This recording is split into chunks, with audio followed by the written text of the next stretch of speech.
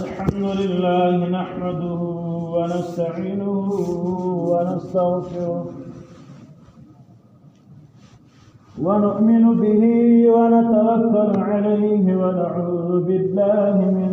شرور أنفسنا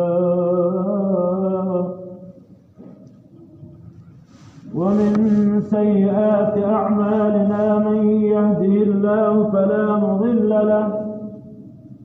ومن يضلل فلا هادي له ونشهد أن لا إله إلا الله